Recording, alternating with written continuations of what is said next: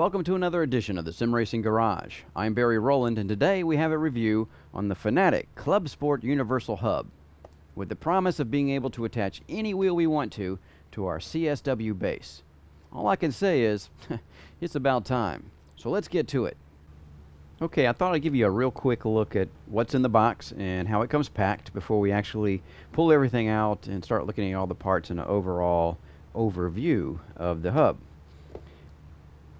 As usual, Fanatec does a good packing job on all their products.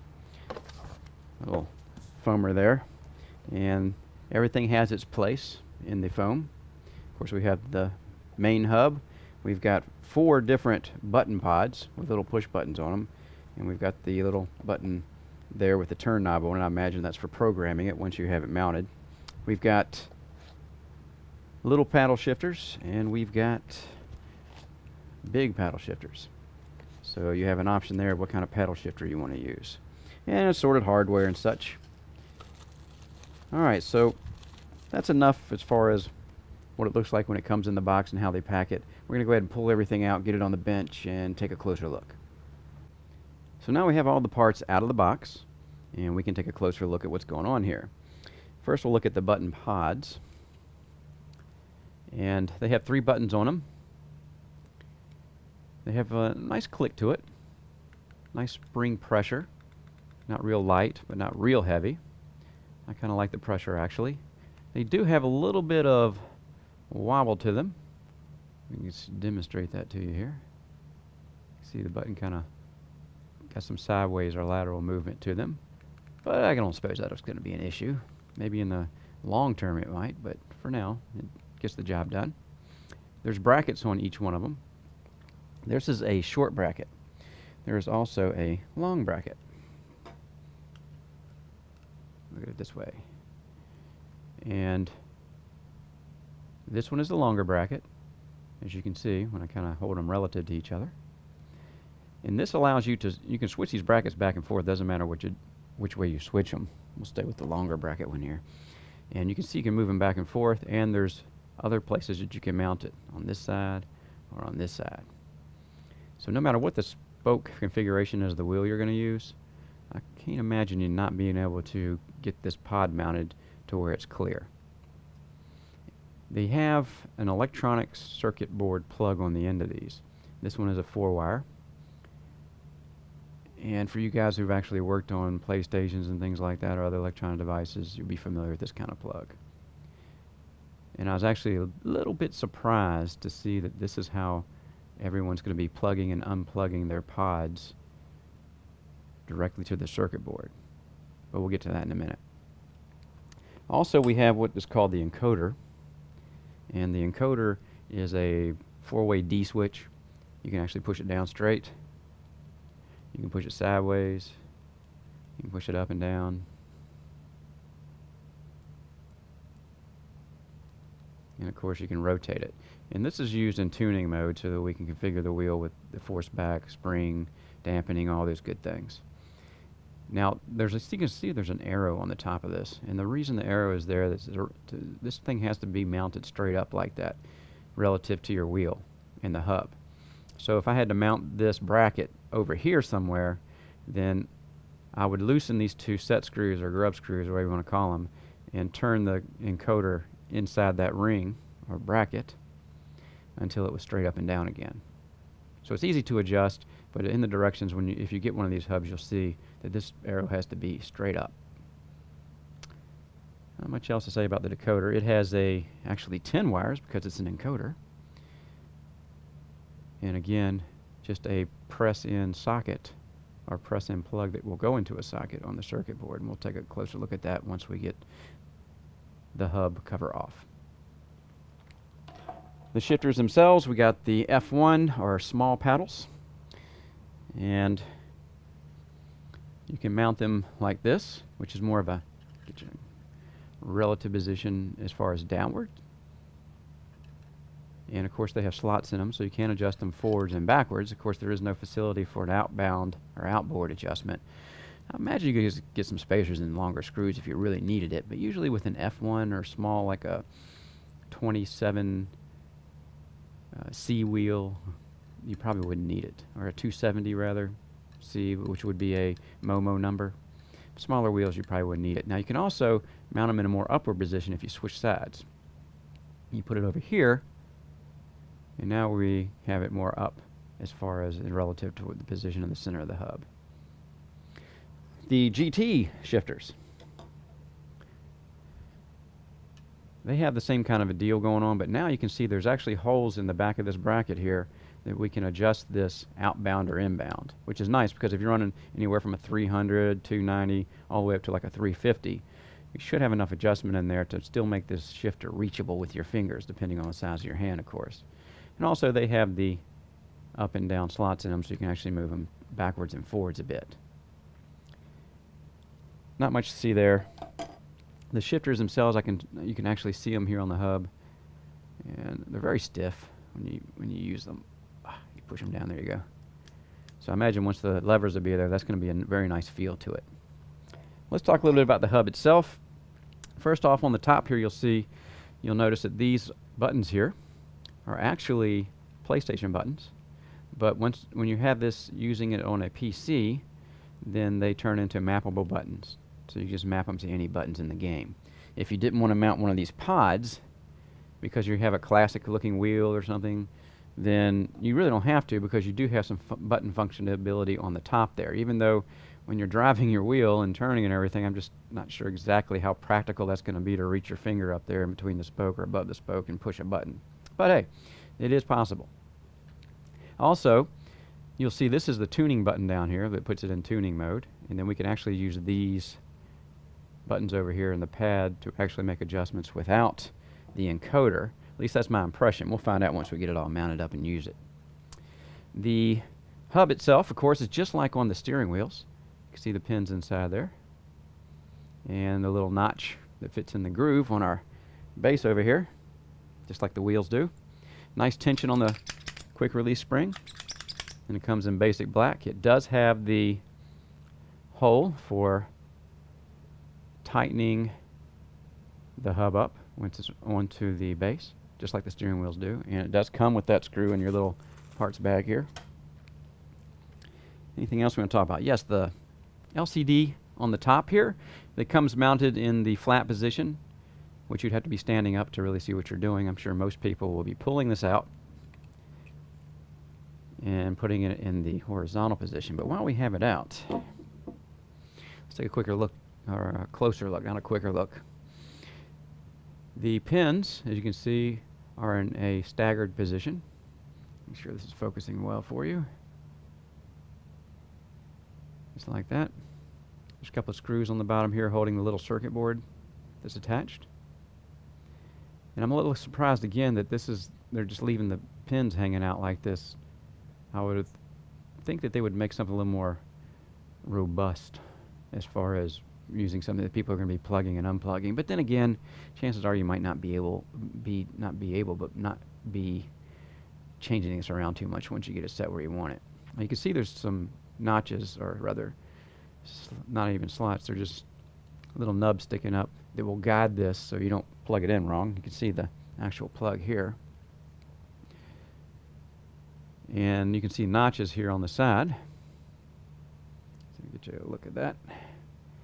And that's for the side notches for going up and down vertical with it. And you also see there's some notches down low, which was the way I pulled it out, and guides those little tabs in. But I'm going to be using it straight up and down because it seems to me that's the way most people will be using this thing. And you just have to be mindful and careful when you're putting this in that it lines up with the slots properly. And when you put it in, just be mindful that those pins, once you bend them, that's the end of the game. But it's not too difficult. But it is a bit fragile, so you want to be careful with it. At least I think it is. Now we have all that set up. Let's look at the front here, and that's the business end of where we're going to be mounting everything. That's where we mount the pods. And you've probably seen pictures of it with the pods hanging off the hub. And they have two patterns of holes on here. They have a 70 millimeter, which is of course the universal hole pattern for most things. And I just happen to have a 70 millimeter quick release hub. off my Q1R just to show you how this lines up. And there is 6 holes, so you can use all 6 of them. I believe it's lining up. Let's see here. Yeah, like that. So all 6 of those holes line up, and they are 5 mil holes, 5 millimeter. But there's also a hole pattern for a 50 mil. You've got this one here, this one, and this one down here. That's a 50 millimeter 3-hole pattern. So if you have an F1 hub, which I do, you can actually mount your F1 wheel hubs directly to this also, because a lot of those kind of wheels have the smaller wheels. We're going to have a 50 millimeter. But then again, you can do whatever you want with whatever wheel you have, drill the patterns you want, how you like. And you can see the circuit board down inside of there.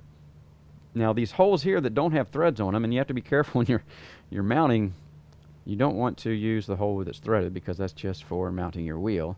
These big holes that don't have any threads in them are made for mounting the pods to.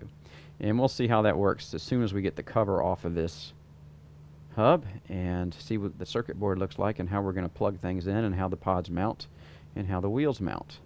But you can see that with the LCD in the horizontal position, if I mounted a wheel to it, something like that, if the holes are lining up, but we don't have to worry about it right now. And you can see that it would be easy to see your LCD. Maybe not so easy to reach your buttons that you've mapped. I'm just not sure how practical that is if you're turning the wheel and you want to hit a button and they're pretty close together there, how successful you're going to be. You're hitting the right one. But we'll see how that pans out once we get everything mounted up. And we're actually testing it on the motor. Anything else we want to talk about? I guess that's it. What I'm going to do now is I'm going to pull the cover off. Oh, one more thing before I do that. I wanted to show you guys, when you're running your screws into this hub, you want to be mindful and careful. I actually did this already, just so we can be quick about it. I got 19.14 mils, and that is enough clearance on all these holes. If I put this flat, and where the screw holes are, I'm just going in the screw holes. I'm not hitting the circuit board, and that's in one of the 60s. That's rather 70s. I don't know why I said 60, but that's a 70 millimeter hole, and this is the 50 millimeter holes. And I went all around this hub and put this in just to make sure there was no interference. And everything is clear, except this 50 millimeter space hole here. Whoops, I'm hitting something right there. All that really is, though, is how the cable was plugged in. And if I pull that cable back here, the shifter cable, get a little better view of it there. If I pull that out a little bit, then it's not interfering with the hole anymore. Now it's going down like it should. So again, something to be mindful of. You don't want to use anything. I wouldn't use anything more than 15 millimeter going into those hub holes if I was you guys. And again, I'll just push this wire back in. But once we have this off and we start getting our wires mounted, then we'll see what clearance issues are really coming into play with screws, with all these cables on all our pods running around inside of here or outside. And one more thing I wanted to show too, and we'll see it better, is there's little grommets here for the cables to pass through. And there's one grommet, in fact this is the side that it's on, is bigger. The grommet over here, whoops, over here is bigger than the one over here because the encoder cable is thicker and you have to use it in that grommet. You can't use it in the other ones because you can see how thin the pod cables are. But again, we're going to deal with all that once we get the cover off, so we'll go ahead and do that next. So now let's go ahead and pull the cover off of this unit. It has 4 of these hex screws that are 3 mil, and you can see I got some Loctite on them, blue Loctite. And they have these little teeny washers, by the way. Be careful about those little washers because they would be easy to lose. And you got 2 down here on one side, and then of course on the other side you have another 2. Once that's off, the cover comes off, or once they're out, the cover comes off. We'll talk about this cover in a minute, where we mount the wheel to, actually mount the wheel to. And let's take a look inside. Here we can see a exposed circuit board with all kinds of nice little micro resistors, surface mount capacitors, and traces. Really, really vulnerable stuff. I'm not exactly sure why Fanatec went this way to let consumers, or to tell consumers actually, to open up and expose the circuit board as they plug in these pods in the encoder. I think I would have gone with something on the outside that I could plug all these encoders into, or rather pods and the one encoder into. Seems they could have put something on both sides here, or maybe even the bottom, with just a plug sitting there, instead of having people open this and exposing the circuit board like that. Plus they're poking around, pushing plugs in, and maybe rearranging things and pulling plugs out. Just doesn't, it's fraught with peril. That's the way I saw it. But anyway, we'll see how that goes for them in the future, as far as if they get any warranty claims for messed up circuit boards. Now, as we saw before, the plugs on these pods, and I'm going to use the encoder first. This has got a, if we look closely at this plug, you can see that the one side is higher than the other. It's like a little, this side over here is not as high as where the actual wires go in. And for this plug, that means this side sticking out a bit will go towards the middle of the hub when you put it in the plug. I don't know if you can see that in there, but it's hard to see. But you can see the pins are kind of on one side of that plug. And it's made that way so it can only go in one way, so you don't mess it up. So we'll go ahead and stick that in there. And by the way, we got to pull these grommets off. We're going to pull this one out, and it's the big one that goes on the encoder. It's the big fat one. See if you can see it better there. And then this one over here is for one of the regular button pods, and it's smaller. You can see some light through there. You don't want to try to put this one on the encoder because there's no way it's going to fit. They're fiddly enough, these grommets. Trust me, I've put them on before, and again, I just don't understand why they didn't put something on the outside you could just plug into instead of having to go inside and mess with grommets and everything else. But we're going to go ahead and get this one plugged in. And again, that higher piece will go towards the center of the hub. We'll just plug it in. It's not a big deal. It's just a plug, and you push it in. Just don't over push it. Be careful. I mean, we are we are working around an exposed circuit board, and I wouldn't want to mess that up. And then, of course, it's going to go right in this groove here with the grommet wrapped around it. So let's go ahead and do that. I'm going to put the grommet on it and wrestle it into the groove over there, then we'll get back and see what it looks like. So we're back now with all the wires put in where I want them to be sitting, all the grommets reinstalled, and you can see what this looks like up close. And once again, I'm going to tell you guys that you can get it done, but there's only two ways these grommets go in. There's two ways they can't go in because of the way this thing is manufactured.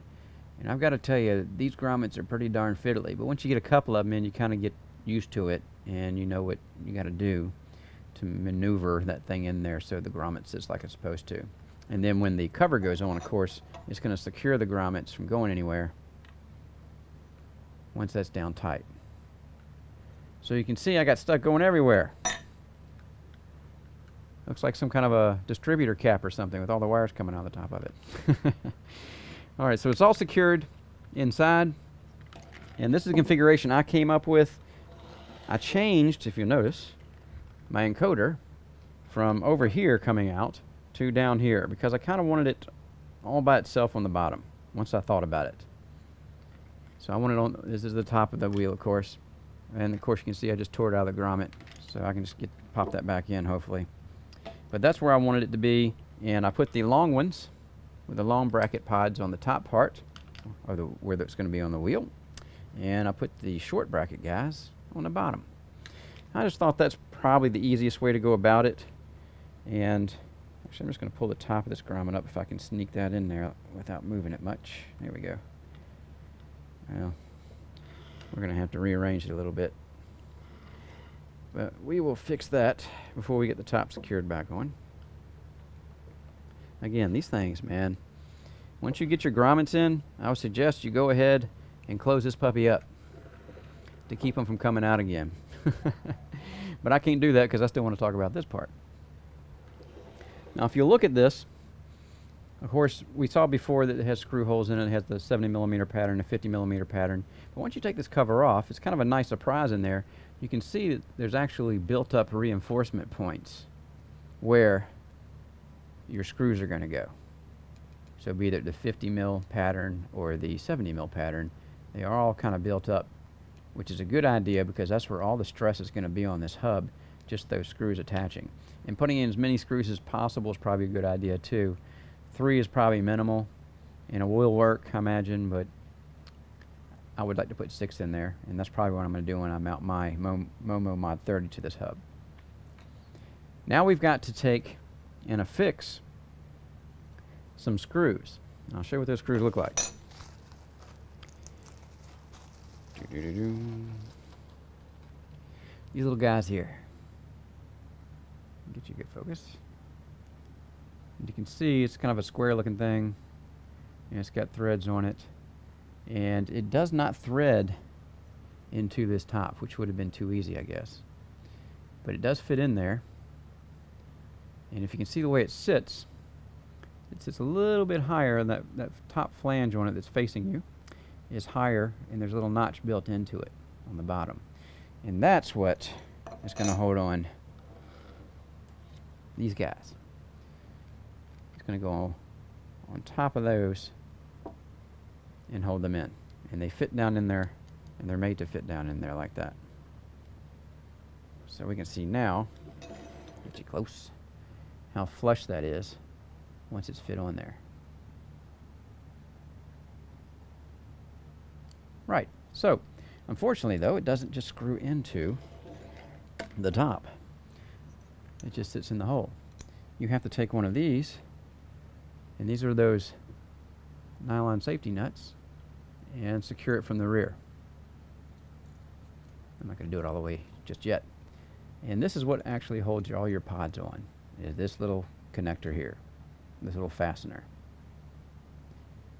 So you're going to have to make your mind up. I would fit my wheel to this plate first and see which one of these open holes here I'm going to be using based on the spokes on my wheel, because the spokes on the wheel are going to determine where you're going to actually be putting this thing. And my other wheel is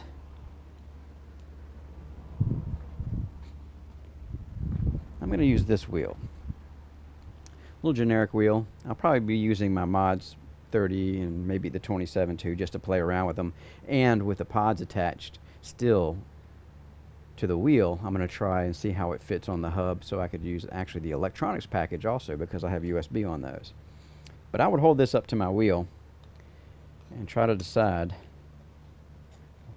where I'm going to need to put those screws based on where I want those pods to be. So it's not a real intuitive thing, but I can hold it up here and put this plate back on top like this. I can hold my steering wheel up here like this, and then start looking at where I want to put these pods. Maybe one sitting up here and the other one sitting over here like so, and they'll just be on their respective little screws there. And then we'll do the same thing with the bottom ones. We'll have a bottom one sticking out here, and they have the shorter brackets, by the way, and another one sticking down here like this, with the encoder probably down here somewhere. I'm thinking down here in the bottom like this. And we'll turn the encoder button around once we get it there, so that our arrow, see our arrow in there, is going to be configured or in the right direction it needs to be in. So let's go ahead and do that. I'm going to go ahead and mount everything using these fasteners. I'm going to go ahead and mount the pods to the top, or the cover, and then I'm going to show you what it looks like once I get them all mounted, and then we'll just put it back in there, resecure the cover, and well, that should be about it. We'd be ready to go then. So we'll come back with the pods attached. Alright, so I've got the wheel. I'm trying to get you a better angle here on what this is looking like. I've got the pods on where I wanted to, but they're still a little loose. I don't have them real tight. And the idea, this is how I did it anyway, the idea was to get the wheel lined up with the 70mm spaced holes, and then start putting the pods in around where the spokes are, and try to figure out where I need to mount each pod, and of course the encoder. As you can see, they're still loose. I can still take them in or out, push them around, move them whichever way I want to. And if you'll see what I've done so far, I'm going to take the wheel off and look at the hub itself. I've actually loosely mounted those screws. I haven't really tightened them up yet, because I wasn't sure if that's where I was going to leave everything mounted. But so far so good. And I'm going to go ahead and pull this cover back off. And you can see on the back here, without them flopping all over the world, hopefully. I'll show you what all the screws look like there. Hopefully you can get a good shot of that. It's a little hard to light it when I'm shooting straight down. So we'll go ahead and get everything tightened up and leave them in the holes they're in right now.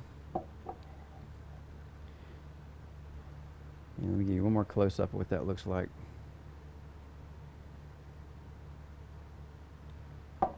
And you have to tighten up the 3mm tops here with the bolts on the back.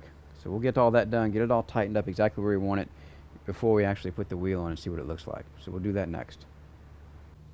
Before I actually we tighten up the faceplate here on this hub assembly, I just wanted to show you guys, now that we've got them all tight, I just want to show you guys something that you saw before when I had these loose on the last segment, and I was showing you the nuts on the bolts on the back, and I was going to tighten those up.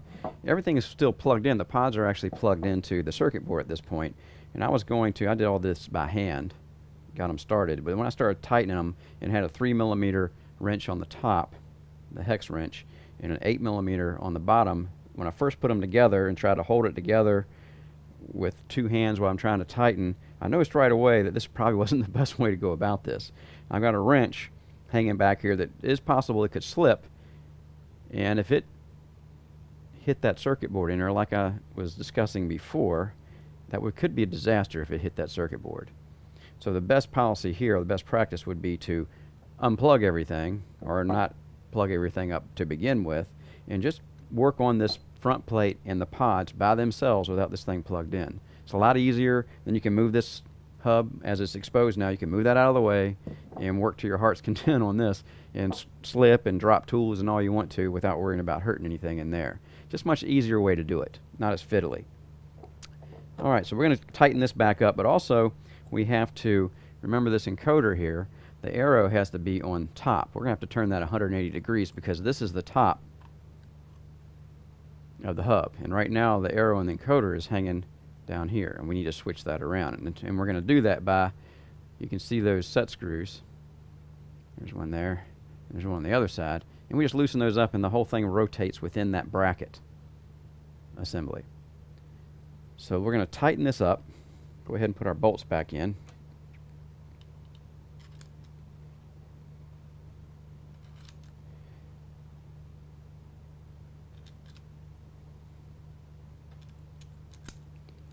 Get them started. I like to get the thread started a little bit first.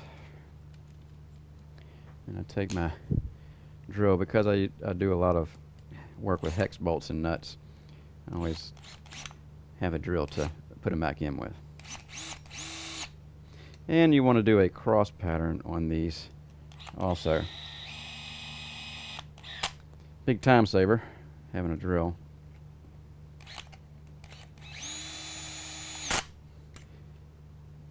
And one more time. All right, that should do it. Now we're good and tight. And make sure everything is looking good for the wheel. Get her lined up here. All right, looks pretty good. I'm going to move this one a little bit. And you can actually move these a little bit even though they're tight. They give you a little wiggle room. So you can make minor adjustments to these pods. And I'll talk about that in the next segment of how you can do that and it doesn't really make any difference. And one thing we'll also do is, while we're sitting here, might as well get this encoder oriented properly, and that's just these little teeny 1.5mm set screws. Loosen them up just a little bit. Got one over here too, on this side. Loosen that one up. And now we can actually spin this thing around, whichever way you want to go. You go that way, you go this way, it doesn't matter. As long as we take that arrow and we move it to it so it's oriented straight up and down. Right about there, I would say. Get the cable out of the way, you can see it. I think you can see that arrow. And just hold it there with my finger, tighten my screws back up.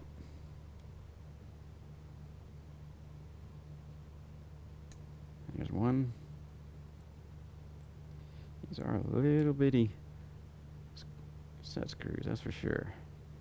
And snug it up. You don't have to tighten up much. And there we go. It's oriented where it needs to be.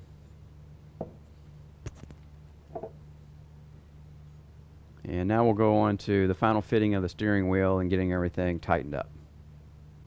So now we're back. We have the front firmly attached. We have reoriented our encoder, as you can see there. You guys can see the arrow now is pointing in the right direction. It should be the top. And as you'll also notice, I have the shifters assembled.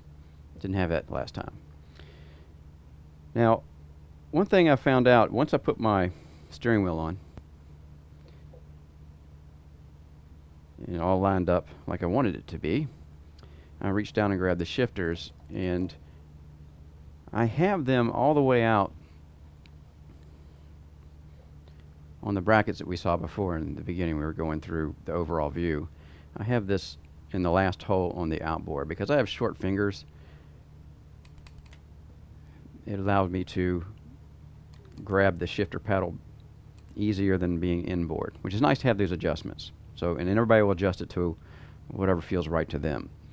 But I also found that the reach is a bit much with this wheel attached. And I actually put another wheel up there too, and it was still a bit much for me. It's doable. Don't get me wrong, I can actually do it. But it's not as close to the back of the wheel rim as I'd like it to be. And if you remember also that when we looked at the brackets for these shifters, they have slots in them right in here. Give me a little pointer here. They got slots in them right there that you can actually move them back and forth. And I have it all the way this way towards the front of the hubs, towards the steering wheel rim, and I still find it to be a bit of a reach. Now, I found an undocumented feature when I was looking at this, and if you'll look down, see if you guys can see that, this whole shifter pod assembly here is held on by two screws, one here and one over here. And they go, of course, they go through some threaded holes inside the hub. But if you also look here, you can see there's an extra set of holes. There's one over here and one over there. And I checked, and yes, they are threaded holes. And they're exactly the same spacing as the existing holes. And if you look inside here, you can actually see those bolts through the access holes, and they're 4mm hex bolts, which led me to believe that you could actually take these bolts out and move this whole pod assembly over to the next set of holes, which is about 12mm or a half an inch. And that would bring it a little bit closer to the front of the wheel. And I just noticed that when I was looking at trying to figure out a way to get this paddle just a little bit closer to the back of the rim, like I said before. So again, it's not in the manual, and I actually did pull the top off when I was looking at it just to see if there was any interference where those holes are on both sides because of the pod wires and the circuitry inside, and of course the circuit board. And it looks like everything's clear. So that's what I'm going to do. I'm going to go ahead and take these pods loose. I'm going to move them up and put them in the new holes and see how that ends up. We're back. And now I have moved the shifters, or the shifter pod assemblies, up into those second positions that I found. And I must say it worked like a charm. No interference. The bolts went in, of course. That proves that that's exactly what those holes are there for, so you can move it closer to the back of the steering wheel. Now when I take the steering wheel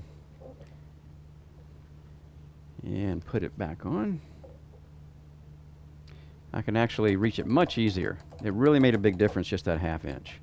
Very, very comfortable now. And even, as you guys may have already been thinking when you're looking at this, I could actually take the spacers off the bracket, because these are just spacers. It's not part of this paddle. This is just a spacer in there, plastic, and you could take that out and just mount this paddle flush. And that's about all the reach you're going to get, though. But at least you know, if you have a smaller hand like I do, that you'll still be able to reach your paddles without too much trouble. So, what we'll do now is let's go ahead and, I'm going to go ahead and screw this wheel on real quick. Because I want to show you something else about the pods themselves. Once the pods, now they're currently all tightened up like they should be. And of course, when you put your steering wheel on, depending of course how many screws you're using to put it on with, always try to tighten it in a crosswise pattern like you would be putting a wheel on a car. We always want to cross torque all the screws. And again, these are 5mm threads in this hub, so it's a standard, which is nice, along with the 70mm spacing being standard. Alright, so once this is all tightened up, I'm just snugging this up. I'm not really finishing my tightening just yet, because I want to show you guys something.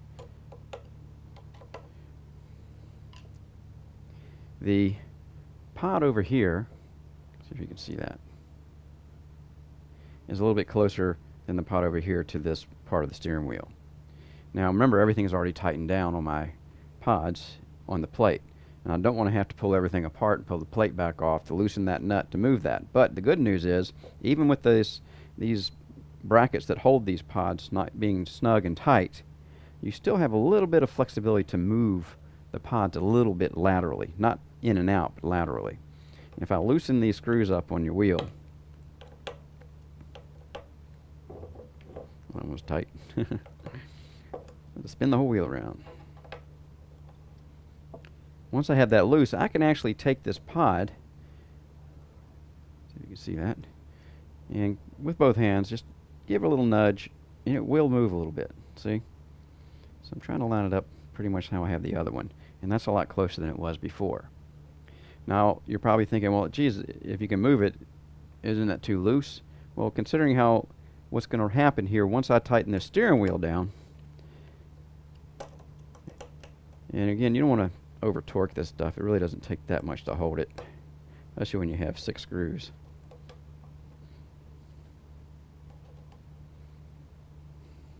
One more. This part of the steering wheel, the metal part that's actually screwed down tight on top of this plate here and on the brackets themselves, will keep this from moving. It's really stiff now. So you can move it around a little bit laterally if you want to fine-tune your positioning. Like this switch here down, the encoder switch, I might want to move that down a little bit depending on what it feels like once I get the wheel mounted. So just another little tip, this will hold these nice and tight. And remember, we're only putting pressure on it back and forth and relative to the hub anyway. We're not pushing pressure on it this way when we're pressing the buttons.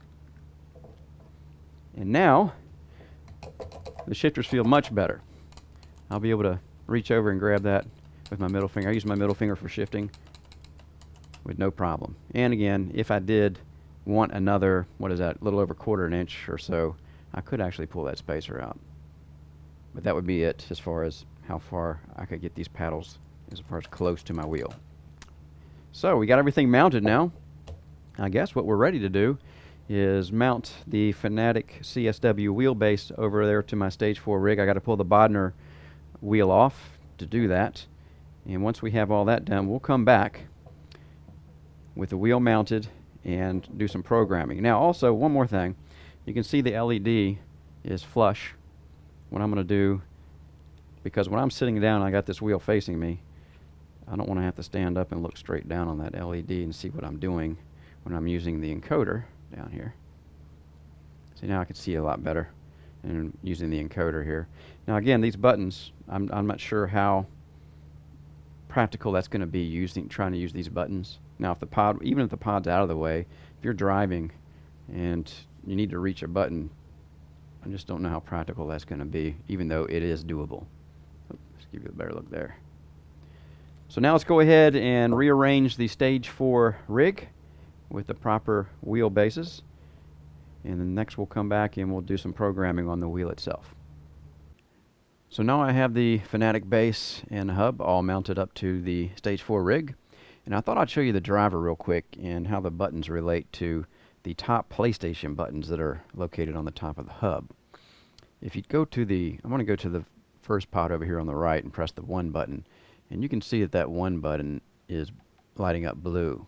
But also, the square for the PlayStation buttons also. So these are mapped together, or bound together. And if you go to the 2 button, it's the triangle. And if we go to the 3 button, is the circle. Now if we drop down to the next pod, now I have both of this pod is mapped, or actually plugged into this socket on the hub, and this pod is plugged into the second underneath it. If I go to the bottom hub and press that button,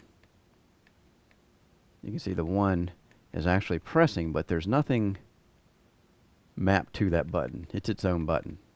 If we go to 2, and you can see the X in the D-pad up here for the PlayStation. And if I go to 3, that's R3 for the PlayStation buttons. Now if we go down to the encoder, F, and we press that button, it's also got its own button.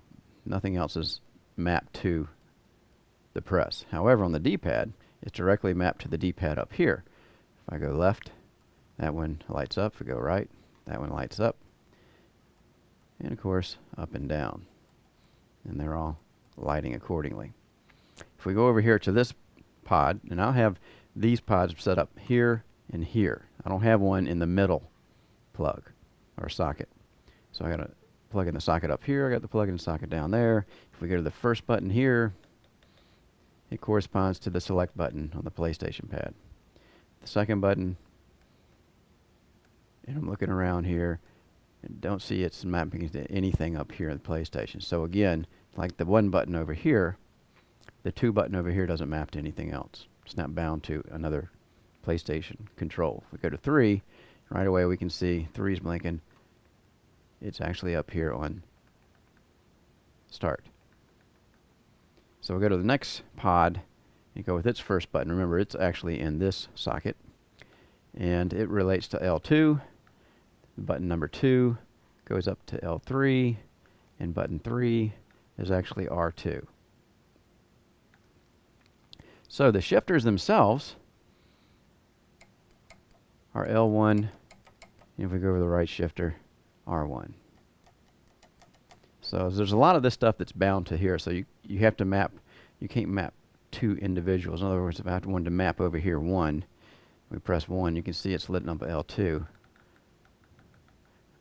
If I want to do it, it's L2 no matter what, so they're bound together. I can't use this button for anything else but the L2. Just want to give you a quick shot of that. Also, when you turn the rotary encoder, you'll see that it sends the signal like it's supposed to. And the rest of the driver here is all the same for all the Club Sport bases as far as steering wheel input, display test, all that kind of stuff. We could run a quick display test and just see if the display is working. And the way I have this wheel superimposed, it might not show up. Anyhow, we're going to go ahead and remember this program's just like anything else. If I want to program the wheel itself, I just push the encoding or programming mode or tuning mode, whatever Fanatec calls it. And of course I can just go through dampener, spring rates and force and all that good stuff. Just like on the wheel itself without the hub, if you just had the regular CSW. So there's nothing new there, no sense in talking a lot about that. I'm going to go ahead and set up with some basic settings and give the hub a spin here, and we'll do iRacing. I might do something else, but I know I'm going to do iRacing, and that way you can get a look at how the thing actually behaves when using the buttons and mapping the buttons in the game itself. So we'll get to that next. Alright, we're at Lime Park in iRacing in the McLaren. I'm going to run first my generic wheel, then we're going to run the Momo Mod 30 that I have in 2 different configurations just to see how well this universal hub adapts. And you can see I've already mapped a button there to exit and get into the car. So the buttons work fine. I tried some other buttons too, and all the mappings work just like advertised. No problems there. And I will say that the hub does a great job at what it's supposed to do. Take any wheel and make it feel like you were running the GT wheel if it's a bigger oval wheel like this one is. This is a 320 millimeter. And if you're running an F1 wheel, make that feel like you're running an F1 wheel. It just does what it's supposed to do. This is again the original GT wheel that came as part of a kit with my Leo Bodner Sim steering system. Also of note here is the new drivers and firmware which is 253. 200 for the driver, 53 for the firmware. I'm not feeling the center looseness that I was before. I believe these drivers and firmware have done something to eliminate that, just as an observation. Alright, so now we're in the Momo, and all we did was unscrew the 6 screws and put the Momo on and screw the 6 screws back on. I had to adjust the pods just a little bit because of the spoke differences between the two wheels.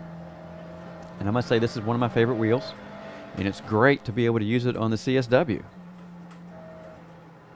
It's a real racing wheel, and anytime you can have a real racing wheel in your hands, it's just a great feeling. I really like that. So we're going to run this one around the track for a little bit before we actually take the hub back off and take all the parts off, take the pods off, take the shifters off, and put the electronics pod back on this Momo, and then bolt it to the hub and see how it does. Yeah, I really like this Mod 30. Gets me good times too. I think I did a 49 here on this lap. Alright, so now we're going to get into the Momo with the pod attached. And here I'm running off just the USB cable, which is one of the reasons why I order all my custom wheels with USB cables on them. Even though, there's a cable, but it's a coil cable. It really doesn't get in the way. I never even notice it. It allows me to run these wheels on just about any platform I want to. I can run this on the Thrustmaster, and now because of this CSW hub, I can run it on the CSW too. And of course I can run it on the Bodner wheel and when the AccuForce when that comes out, or any other non-proprietary type wheel comes out. So this is great running it with the electronics pod. I really like this. So this is going to open up a whole new world for CSW owners who want to do something different with their wheels. I really think that Fanatec has done a great thing here. Finally, as I've said before in the review, and I'll probably say it again, it's about time that we've got something set up now that where we can use any wheels that we want to. And this CSW base is feeling pretty good. By the way, this is a new base. I bought this 2 weeks ago when I bought the hub so I could test it. And so far this base has been doing a very good job. Alright, well, we did some running in the wheels now, and what we'll do next is we're actually going to take a look at the disassembly and the changing, or rather the changing over of the wheels on what it takes to change from one wheel to the next, including adding the pod to this Momo wheel. So we'll get to that next. I thought I'd just give you guys a quick look on the different wheels that I mounted. I just mounted this wheel, and I'm going to mount the Mod 30 we'll see next with and without the electronics pod to the hub. And of course we've got this one finally mounted, and you've already seen a little bit of that, but I just wanted to do one more quick comparison of how they're mounted up. And it's basically just going to be screws on the front of the steering wheel here that we're going to be changing. So that's the generic wheel. This wheel actually came with my Bodner Sim steering system, and I thought I would use that because a lot of people are going to have these kind of wheels. You can buy them off eBay or whatever and attach them to our hub. But then we have custom wheels that we want built that we're going to be attaching to the hub too, so that's why I'm going to show you this. So this is the one for the generic wheel, and next one we'll see the Mod 30 Momo wheel mounted to it. So now we have the Momo fitted up against the hub. Now the Momo actually has a different type of spoke shape than the wheel I just had on there. I just want to show you guys this real quick in case you want to change your wheels. The holes aren't quite lining up. I need to shift the whole wheel down in relationship to this hub. And that's stopping me right here is these two pods because they were higher. They were able to be higher on the other wheel. This is really not a big deal because if you watch through the video to this point, you know that you can actually take these pods and rotate them a little bit. I'm going to take the encoder and push it down a little bit towards the bottom there. And I can take this one, well, gotta hold it, and we'll rotate that one down a little bit. And now I'm starting to get where I need to be, but this one's still blocking it up here. I'll rotate that one down. And now I'm starting to line up pretty good.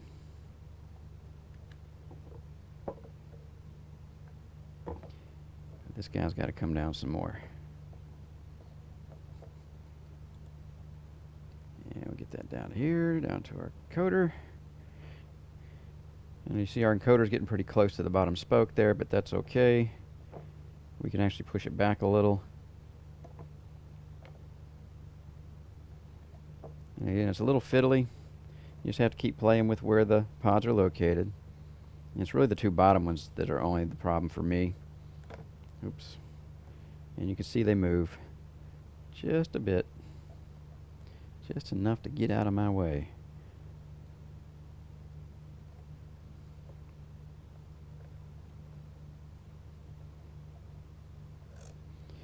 As you can see, it's a tight squeeze. But we're going to make it, and there it is. So now I'm good to go. I can actually put my screws in. So let's do that.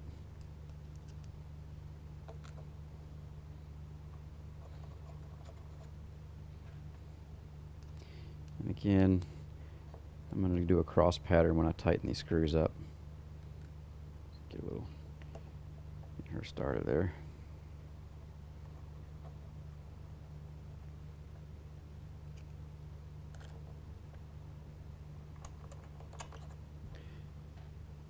This goes pretty quick, so I'll just go ahead and keep rolling the video while we do this. Yeah, bear with me here.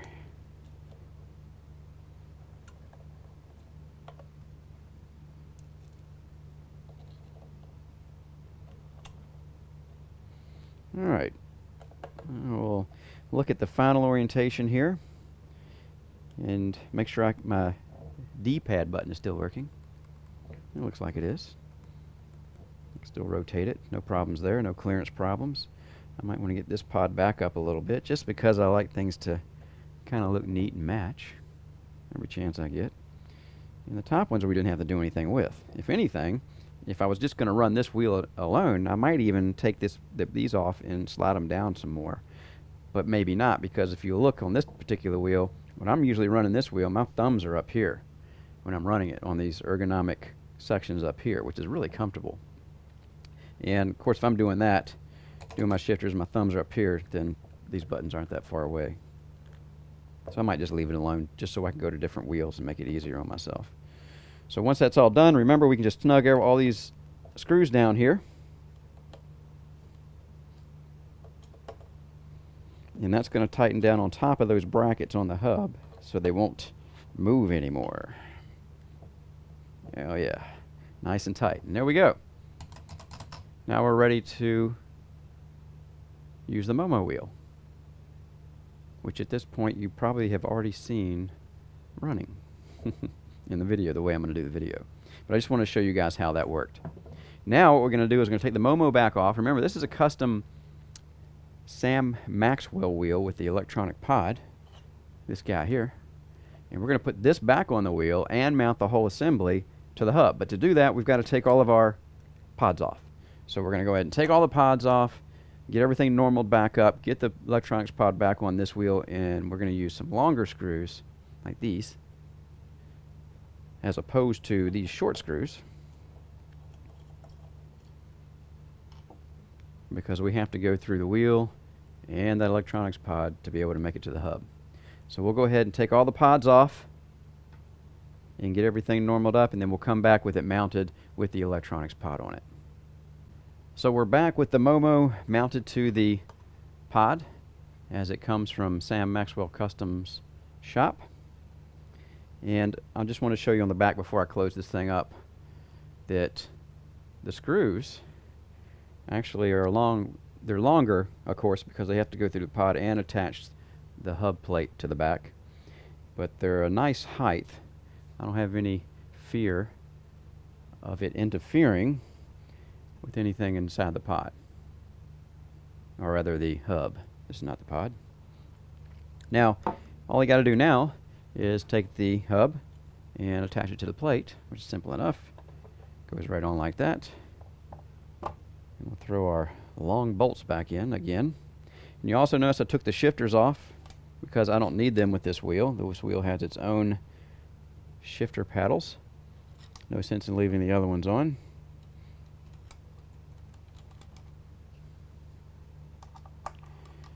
So I'll get these on.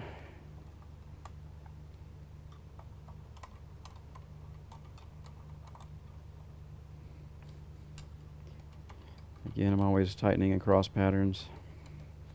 It's just the way we do it here at the garage.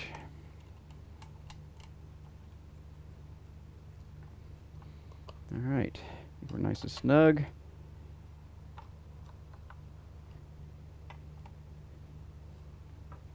And as you saw, we already ran it earlier in the video, but I just wanted to show you guys how that went together and the disassembly required. We got again a handful of pods and a coder now. So we had to disassemble everything after we had it all nice and assembled. But that's what you have to do if you want to run the wheel. And of course you can see, because this has the USB port on the back, I'm really not going to use any of the electronics here. Even though I could still map the buttons up here for something, but as you see, they're all kind of deep there. I definitely won't be using them. And as far as tuning the wheel, I would take this out from the vertical position and put it back in the horizontal position. So if I did need to look at anything, I could actually look above the wheel this way and look down and see what's going on with the tuning. Right, so I guess that's about it as far as what we're going to do. I'm about ready for final thoughts. We saw it on the rig driving, and that's really not much to see, but I just wanted you guys to see that how it worked. So the next thing will be final thoughts on the CSW Universal Hub. The Fanatec CSW Universal Hub lets us mount just about any wheel to our CSW base. Just like at the beginning of this review, I have to say, it's about time. We've been tied to just a couple of usable wheels with this system for quite some time now. Finally, we have the freedom to do what we want as far as wheel modding and selection. And I imagine with this hub and the Fanatec brand of custom wheels now available, sales of the CSW system are going to increase. In fact, I checked on the Fanatec USA website, and they're out of stock of the CSW bases now. And they're back ordered until the beginning of October. But they seem to have plenty of universal hubs in stock. So, let's talk about the cons of this hub. Overall, there's not a whole lot that I don't like about this hub.